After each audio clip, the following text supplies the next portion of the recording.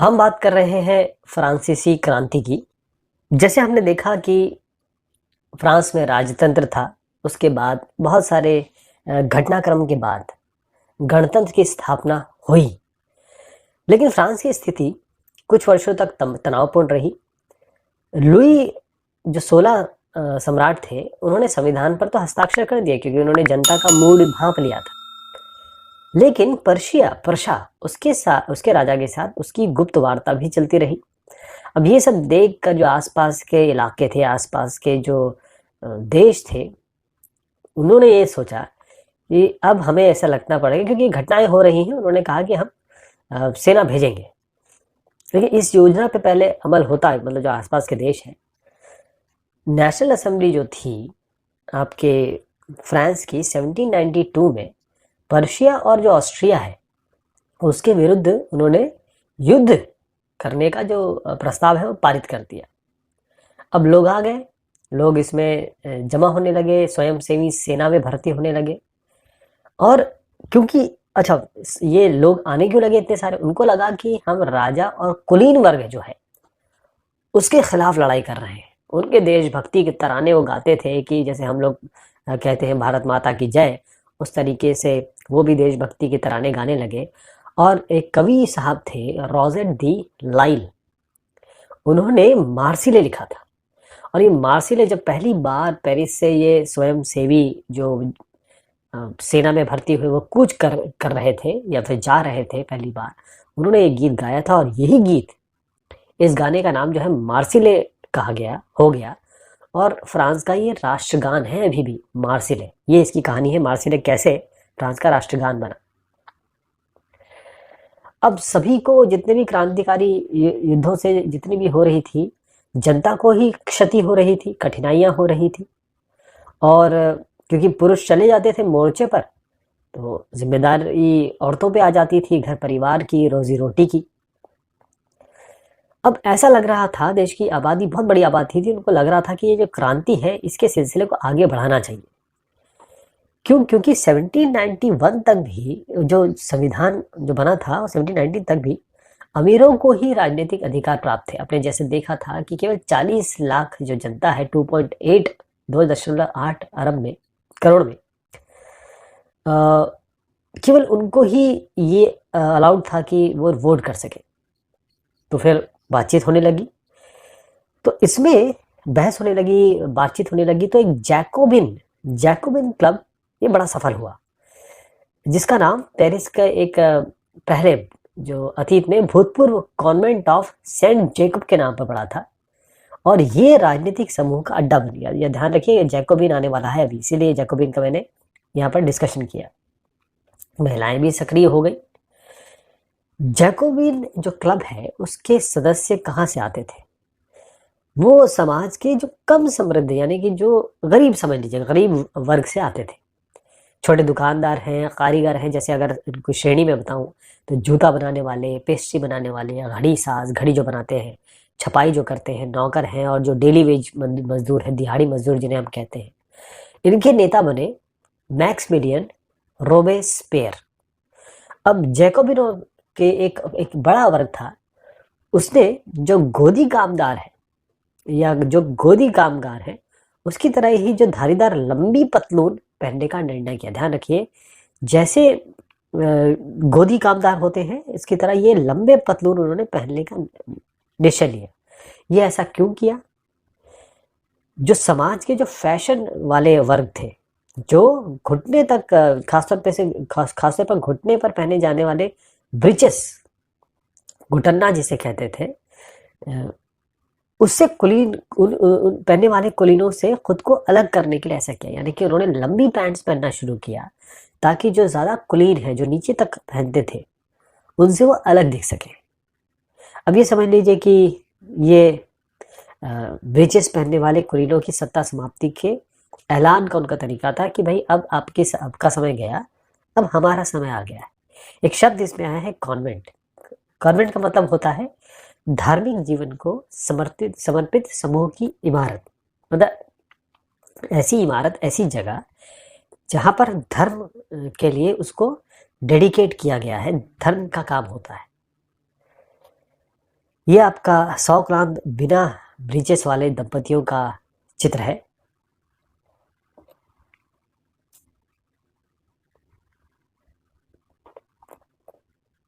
कई सारे चित्र बने जो आज भी बहुत मशहूर है। ये नानिन वाले लिबर्टी, इसमें ये जो दर्शाने की कोशिश की गई है कि ये तस्वीर स्वतंत्रता का नारी रूपक है, यानी नारी आकृति स्वतंत्रता का प्रतीक है। और ये जो टोपी है, ये आपने देखा था पहले भी कि जो स्वतंत्र हो जाते थे दास वो पहनते थे। तो हम जैकोबिनो की बात कर रहे थे। जैकोबिन जो एक समझे समूह बना, तो ये जो जैकोबिनो को सौ कुलात किसके नाम से जाना गया? सौ कुलात। इसका मतलब क्या है? सौ कुलात ये फ्रेंच शब्द है। इसका मतलब होता है बिना घुटने वाले, बिना घुटने वाले। अब ये जो मैं लाल टोपी बता रहा था, ये जो लाल टोपी है, तो जैकोबिन या कहे सौ कुलात के जो पुरुष थे वो लाल रंग की टोपी पहनते थे, जो जैसे मैंने बताया कि स्वतंत्रता का प्रतीक था, फ्रीडम का। लेकिन महिलाएं ऐसा नहीं करती थी, महिलाओं को ऐसे करने की अनुमति नहीं थी। सन 1792 यानी 1792 में, क्योंकि गर्मी थी वहां पर, खाद्य पदार्थों की महंगाई हो गई थी, इससे नाराज होकर उन्होंने एक विशाल बहुत बड़ा हिंसक विद्रोह यानी रिवोल्ट करने की योजना बनाई। 10 अगस्त की सुबह उन्होंने जो ट्यूलेरिये इसके महल पर धावा बोल दिया, राजा के रक्षकों को मार डाला और राजा को कई समय तक बंधक बना के रखा। बाद में असेंबली ने ये जो शाही परिवार है उसको जेल में डालने का प्रस्ताव पारित कर दिया, नए चुनाव कराए गए और अब 21 वर्ष से अधिक जितने भी पुरुष हों, चाहे उनके पास संपत्ति हो या नहीं हो, चाहे वो कर देते हो चाहे नहीं देते हो, टैक्स देते हो नहीं देते हो, सबको मतदान का अधिकार दिया गया। ध्यान रखिए 1947 में जब हम आज़ाद हुए तो जो संविधान में सबसे पहली चीज़ कही गई थी वो ये थी कि 18 साल से ऊपर सब जो सिटीजन हैं भारत के वो दे सकेंगे क्या? आपके मतदान। इसी तरीके से यहाँ पर ये बात हुई 21 वर्ष की।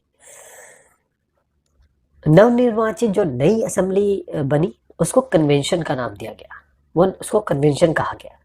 21 दिसंबर 1792 में इन्होंने राजतंत्र यानी कि राजा का जो तंत्र होता है, राजा का जो मतलब राजा भी, क्योंकि संविधान में राजा को भी एक हक मिला था, उसको अंत कर दिया उसका, और फ्रांस को बना दिया गणतंत्र। गणतंत्र क्या होता है? गणतंत्र का मतलब होता है जनता के लिए, जनता द्वारा और जनता से, यानी कि जो जनता है वो सब कुछ करेगी, जनता चुनाव बनाएगी। यानी कि ये वंशानुगत नहीं होता कि राजा का बेटा राजा होगा और किसी और मतलब कुलीन वर्ग का बेटा कुलीन वर्ग होगा। तो लुई, अब इसमें एक बड़ी ऐसी चीज हुई जिसने सब कुछ बदल दिया कि लुई 16 को न्यायालय द्वारा जो देशद्रोह है, देशद्रोह का मतलब होता है अपने देश या सरकार से विश्वासघात करना, तो देशद्रोह के आरोप में इनको मौत की सजा दी गई, मतलब फांसी दे दी गई। 21 जनवरी 1793 को प्लेस डी लॉ कॉनकोर्ड में इनको फांसी दे दी गई। उसके बाद उनकी पत्नी भी मेरी एंटोइनेट, उसको भी फांसी दे दी गई। लेकिन इसके बाद आया आतंक राज। आतंक राज में क्या कहा? देखिए 1793 से 1794 यानी कि जो एक ये साल आता है इसको आतंक का युग कहा गया। अब रोबेस्पियर के बारे में हमने देखा, ये जैकोबिनो के नेता थे। उन्होंने नियंत्रण और दंड की बड़ी सख्त, बहुत ही हार्श नीति अपनाई। उन्होंने कहा कि गणतंत्र के जितने भी लोग शत्रु हैं या गणतंत्र के बारे में जो भी नहीं सोचता है, कुलीन हो, पादरी हो या कोई भी हो, उन सभी को जेल में डाल दो और एक क्रांतिकारी न्यायालय द्वारा इन पर मुकदमा चलाया जाए, और यदि न्यायालय उन्हें दोषी पाता है तो उनको गिलोटीन पे चढ़ाकर उनका सिर कलम कर दिया जाए। तो ये आविष्कारक थे इसके, डॉक्टर गिलोटीन उनके नाम पे बनाया गया था। मैं इसको बताता हूँ। यह ऐसा होता था कि यहाँ पर सर रखने की जगह होती थी और यहाँ होता था ये ब्लेड, और उसके बाद यहाँ सर रखा जाता था, ब्लेड को छोड़ दिया जाता था और यहाँ से सर धड़ से, यहाँ सर धड़ से अलग, सर यहाँ धड़ यहाँ, इसको गिलोटिन कहा जाता है। और ये आविष्कारक थे, उनके नाम पे इसका नाम रखा गया। तो रोबेस्पियर सरकार जो बनी, उसने कानून बनाया कि मजदूरी क्या होगी, कीमतों की अधिकतम सीमा, जितनी भी मैक्सिमम लिमिट है वो तय कर दी गई। गोश्त और पावरोटी जो कि सबसे ज़्यादा इस्तेमाल होने वाली चीज़ थी, मतलब डेली यूज़ की चीज़ थी, उस पर रैशनिंग कर दी गई, यानी कि ये कितना दिया जाएगा कितना नहीं दिया जाएगा।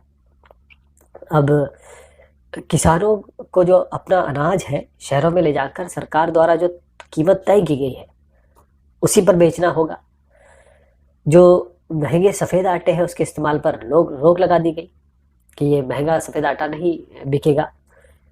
सभी नागरिकों के लिए साबुत गेहूं से बनी और बराबरी का प्रतीक माने जाने वाली जो समता रोटी है, यानी एक ब्रेड होती थी, वो खाना बिल्कुल अनिवार्य कर दिया गया।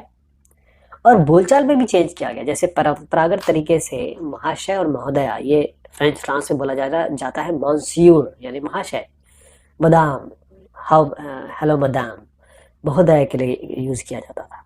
लेकिन ये जो सरकार थी आपकी रोबेस्पियर, उसने कहा कि अब कहा जाएगा सीतोयेन नागरिक और सीतोयेन सिटीजन कहा जाएगा। ये मतलब उतनी इज्जत देने की आवश्यकता नहीं। चर्चों को बंद कर दिया गया या तो उन्हें बैरक या दफ्तर बना दिया गया। लेकिन रोबेस्पियर ने अपनी नीति को इतनी सख्ती से, इतनी हार्श तरीके से लागू किया कि उसके समर्थक भी मतलब त्राही त्राही करने लगे कि अरे ये क्या हो गया। जो उसका समर्थन कर रहे थे उन्होंने भी कहा ये कैसे हो गया। अब इतना हार्श उसने डिसीजन लिए कि 1794 में न्यायालय ने उसे दोषी ठहराया और ये जो गिलोटिन मैंने आप तक को दिखाया था उसी पर इनको चढ़ा दिया गया और सर धड़ से अलग कर दिया गया। तो इसे हम कहते हैं आतंकराज। ये 1 ही साल चला लेकिन ये आतंकराज था।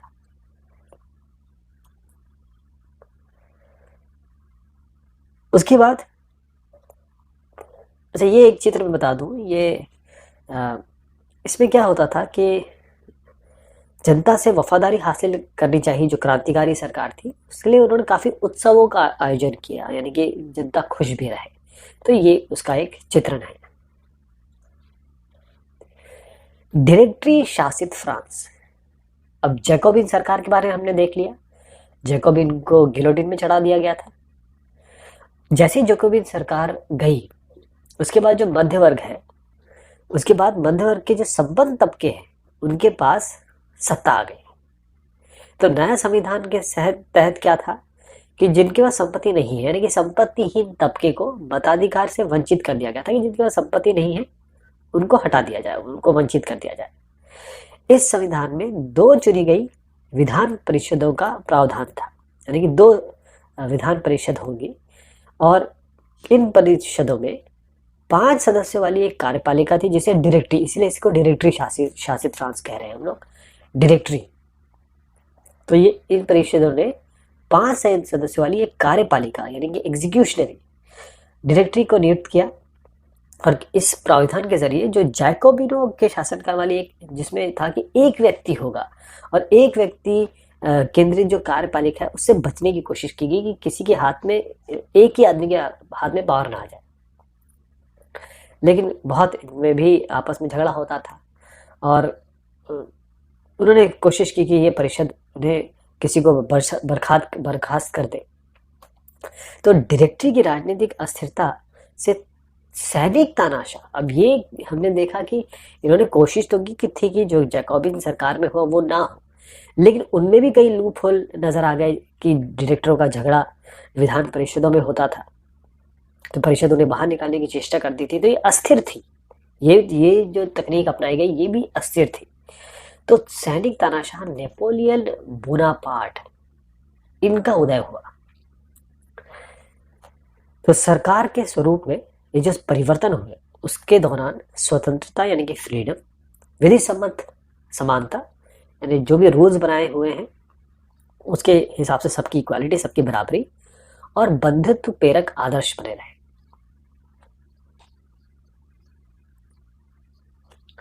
अब बात आती है क्या महिलाओं के लिए भी क्रांति हुई? ये तो हमने बात देखी कि हाँ भाई क्रांति तो हो रही थी और बहुत सारे चेंजेस भी हुए उस समय।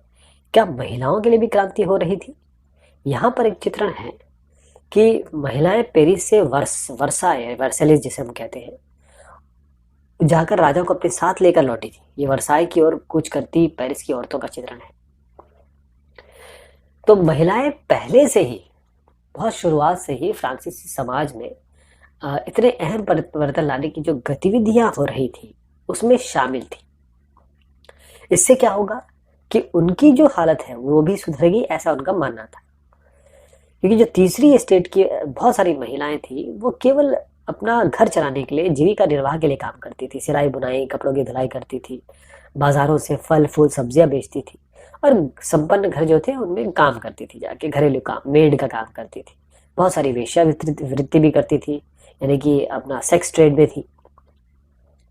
उनको ये समझिए कि पढ़ाई लिखाई और व्यवसायिक प्रशिक्षण जो था आगे बढ़ने के मौके थे नहीं। केवल जो कुलीन लड़कियां थी और जो तीसरा एसेट था उसके जो धनी परिवार थे वही कॉन्वेंट में पढ़ सकती थी। हमने कॉन्वेंट के बारे में देखा था। उसके बाद भी उनकी शादी कर दी जाती थी। जो कामकाजी महिलाएं थी उनको बहुत सारे काम करने पड़ते थे, खाना बनाना, पानी लाना, लाइन लगाकर पाव रोटी लाना, बच्चों की देखरेख करना। उनकी मजदूरी भी पुरुषों के हिसाब से देखा जाए तो कम थी। तो महिलाओं ने ये सब जब देखी तो उन्होंने क्लब शुरू किए, अखबार निकाले और लगभग 60 क्लब ऐसे बने।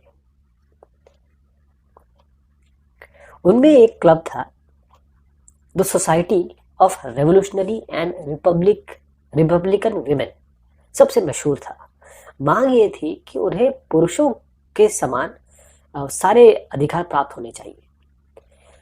महिलाएं इस बात से बहुत नाखुश थी कि जो 1791 का संविधान बना उसमें जैसे एक सक्रिय ग्रुप था, एक सक्रिय नागरिक और निष्क्रिय नागरिक था।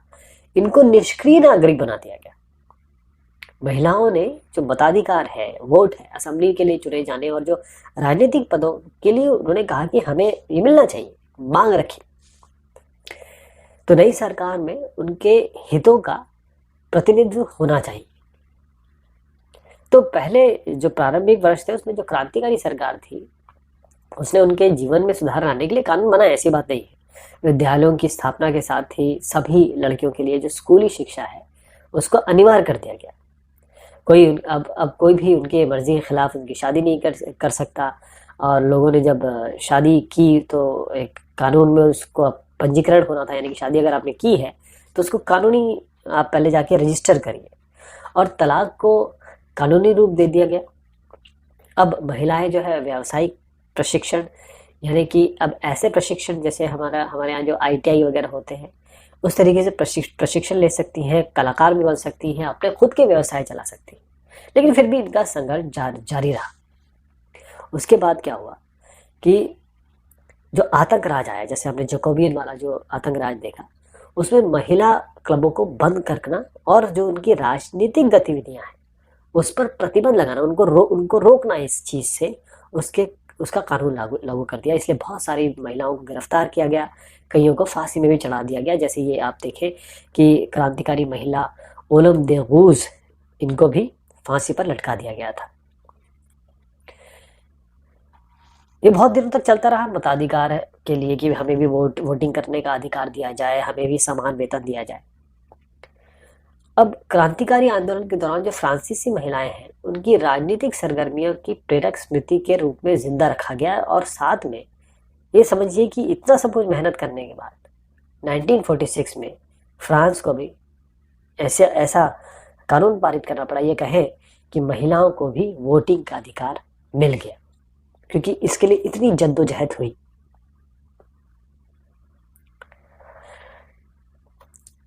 ये जो हम ये पढ़ रहे हैं या ये जान रहे हैं ये अपने आप नहीं आ गए, ये किसी ने बताया नहीं। ये बहुत सारे इसके स्रोत हैं, इनके सोर्सेस हैं। जैसे ओलंप देवगूस के घोषणा पत्र में कुछ मूलभूत अधिकार यहाँ लिखे गए हैं, तो उन्होंने बकायदा घोषणा पत्र बनाया था, उससे हमें पता चलता है कि हाँ उस समय क्या हो रहा था।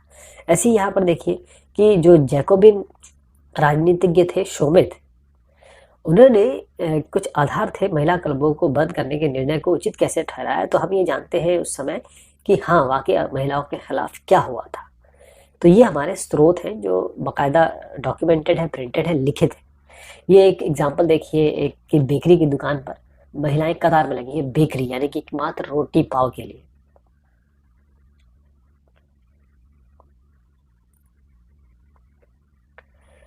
इसमें एक बहुत बड़ी चीज हुई, दास प्रथा का उन्मूलन। दास मतलब ये होता है कि अगर मैं किसी को अपने घर में ले आऊं, किसी आदमी या औरत को, और उसको अपना दास बना लूं, उसको उसको जो काम मैं कहूँ वो करे, और उसको मैं जकड़ लूं जंजीरों में, और उसको बहुत ही इनह्यूमन तरीके से, अमानवीय तरीके से रखूं। तो फ्रांसीसी उपनिवेश यानी कि जो फ्रांसीसी कॉलोनी थी, उनमें दास प्रथा का जो उन्मूलन है, जैकोबिन शासन के क्रांतिकारी सामाजिक सुधारों में से एक है। जैकोबिन शासन ने सब कुछ बुरा नहीं किया, उन्होंने दास प्रथा हटाई। तो कैरिबियाई जो कैरिबियन इलाका है, ये वेस्ट इंडीज जिसे हम कहते हैं, या वो बहुत सारे द्वीपों का समूह है, उसमें मार्टिनिक, गोडेलोप और सैन डोमिंगो, यहाँ ये जो 3 जगह मैं बता रहा हूँ, वो तंबाकू, नील, चीनी और कॉफी इसके बहुत महत्वपूर्ण आपूर्ति करता था। यानी कि यहाँ से बहुत जगह की आपूर्ति होती थी इन चीजों की। लेकिन जो यूरोपीय थे वो किसी और देश में जाना नहीं चाहते, तो बागानों में श्रम की कमी हो गई। अब इस कमी को यूरोप, अफ्रीका और अमेरिका, इसके बीच एक त्रिकोणीय यानी कि ट्रायंगुलर दास व्यापार द्वारा पूरा किया गया। दास व्यापार का मतलब क्या होता है मैं बताता हूँ। इसमें ये 17वीं शताब्दी में शुरू हुआ था। फ्रांसीसी सौदागर जो बोर्दे है या नांते, ये 2 बंदरगाह है यानी कि 2 सी पोर्ट है, उससे अफ्रीका तट पर जहाज ले जाते थे। जहां से ये कहाँ जाते थे, फ्रांसीसी सौदागर जाते थे अफ्रीका। वहां से जो स्थानीय जो वहां के सरदार थे, वहां से वो दासों को खरीद लेते थे। दे बाय, परचेज करते थे। जैसे हम जाके मान लीजिए कुछ ब्रेड खरीदते हैं, बटर खरीदते हैं, वैसे वो आदमी खरीदते थे। तो दासों को दाग कर यानी कि उनमें बाकायदा एक वो लगा दिया जाता था, क्या कहें, इम्प्रेशन, जैसे हम लोग टैटू कहते हैं ना, वो लगा दिया जाता था, और हथकड़ियों पर डालकर अटलांटिक महासागर के पार कैरेबियाई देशों तक 3 माह की लंबी समुद्री यात्रा के लिए जहाजों में भर दिया जाता था, और वहां फिर उनको बागान मालिकों को भेज दिया जाता था। अब दास श्रम के बल पर यूरोपीय बाजारों में जो चीनी, कॉफी और नील की बढ़ती मांग, इसको पूरा करना संभव हुआ दास श्रम के कारण। इसी कारण जो ये बंदरगाह थे बोर्दे और नांते, ये भी समृद्ध हो गए। अब हुआ ये कि 18वीं सदी में फ्रांस में दास प्रथा की बहुत ज्यादा निंदा नहीं हुई थी। नेशनल असेंबली ने भी इस पे ज्यादा ध्यान दिया नहीं। लेकिन सन 1794 के कन्वेंशन ने फ्रांसीसी उपनिवेशों में जो दासों की मुक्ति का कानून पारित कर दिया। थोड़ी देर के लिए, बहुत कम समय के लिए लागू रहा।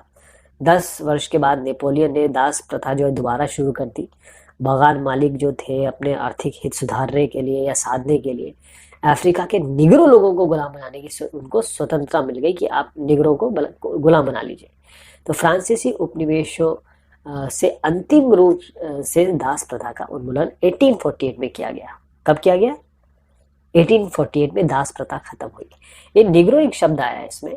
अफ्रीका में जो सहारा रेगिस्तान के दक्षिण में रहने वाले स्थानीय लोग, उनको निग्रो कहा जाता है। अपमानजनक शब्द है, किसी को भी निग्रो मत कहिएगा। इसलिए ये एक 1794 का चित्र है, दासों की मुक्ति का विवरण है इसमें। यहाँ पर देखिए एक बैनर है, इसमें एक नारा है, मनुष्य के अधिकार, और नीचे ये कहा जाता है गुलामों की मुक्ति। तो एक फ्रांसीसी महिला अफ्रीकी, यहाँ पर जो अफ्रीकी और जो अमेरिकी इंडियन दास, अमेरिकी इंडियन मतलब ये होता है, ये अमेरिकी इंडियन हमारा इंडियन नहीं, मतलब हिंदुस्तान वाला इंडियन नहीं, जो वहाँ के नेटिव्स हैं, उन दासों को यूरोपीय कपड़े देकर उन्हें सभ्य बनाने की चेष्टा करनी है कि हमारे कपड़े पहनो, पहले सभ्य बन जाओ। ये त्रिकोणीय में जो व्यवस्था है उसके बारे में दोबारा बताता हूं आपको कि इसको ट्रायंगुलर ऐसे कहा गया। कैसे? ये फ्रांस से शुरू हुआ। फ्रांस, अब ये क्या करते थे फ्रांस वाले, जो जैसे हमने कहा कि बोर्दे और नान्ते बंदरगाह थे, यहाँ से जाते थे अफ्रीका। कहाँ जाते थे? अफ्रीका। अफ्रीका से ये दास खरीदते थे, लोगों को खरीदते थे, और उसके बाद इनको ठूस के कहाँ भेज दिया जाता था? कैरेबियन में। इस तरीके से ट्रायंगुलर जो जो त्रिकोणीय मैं बता रहा हूं, ये दास व्यवस्था उस समय चरम पे थी, लेकिन उसके बाद 1848 में इसे खत्म कर दिया गया। अब क्रांति तो थी, रोजाना की जिंदगी कैसे हो रही थी? क्रांति तो चल रही थी, या क्रांति से बहुत सारे परिवर्तन भी हुए।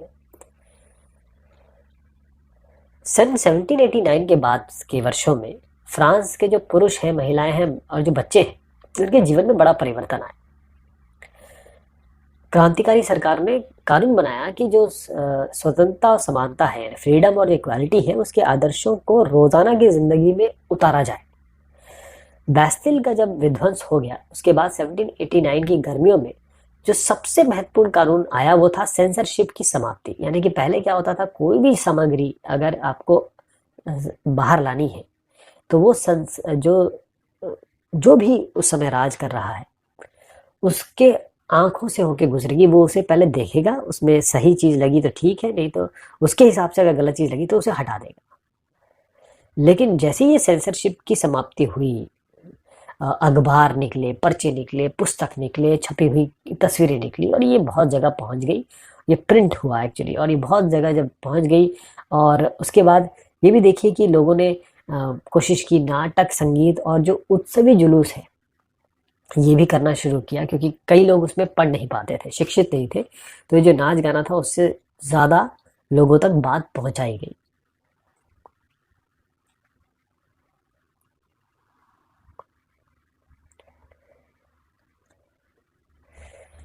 ये मरा जनता को संबोधित कर रहे हैं। ये देखिएगा कि जब भी कोई भी बात होती है, कोई भी क्रांति होती है, तो लोग तो जमा होते हैं, लेकिन कोई ना कोई ऐसा होता है जो इनको लीड करता है, उनको आगे बढ़ाता है, और वो ऐसा होना चाहिए जिसपे जनता विश्वास कर सके। नेपोलियन बोनापार्ट की हमने बात की थी। ये एल्स पार करते नेपोलियन बोनापार्टे उनका चित्र है। तो हुआ ये कि 1804 में नेपोलियन बोनापार्ट, इन्होंने खुद को फ्रांस का कहा कि मैं अब सम्राट हूँ, सम्राट घोषित कर दिया गया। उन्होंने क्या किया कि जो पड़ोस के यूरोपीय देश हैं उसमें विजय यात्रा शुरू की, यानी उनको जीतना शुरू किया। जो पुराने राजवंश है उनको हटाकर नए साम्राज्य बना दिए, और उनकी बागडोर अपने आप ले ली या फिर अपने खानदान के लोगों के हाथ में दे दी। पहले तो लोगों ने इनको, नेपोलियन को कहा कि ये तो आधुनिकीकरण, यानी कि जो नई चीजें लाने वाले हैं, उसका अग्रदूत मान लिया गया कि हाँ ये नई चीजें लाएंगे। उसने निजी संपत्ति की सुरक्षा के लिए कानून बनाया, दशमलव पद्धति शुरुआत की, बहुत सारी ऐसी चीजें इसने शुरुआत की। तो लोगों को लगा कि ये तो मुक्तिदाता है, ये तो हमारे लिए बहुत अच्छा काम करने वाला है, और जनता को स्वतंत्रता दिलाने की उम्मीद इन पे थी। लेकिन उनकी सेनाओं, उन्होंने देखा कि जल्द ही उनकी सेनाओं को लोग हमलावर मांगने लगे, और मतलब लोगों को बाद में पता चला, अरे ये तो ऐसे आदमी निकले जो जो तो केवल राज करना चाहते हैं, लोगों को मार काट रहे हैं। लेकिन आखिरकार 1815 में वाटरलू में उनकी हार हो गई नेपोलियन बोनापार्ट की।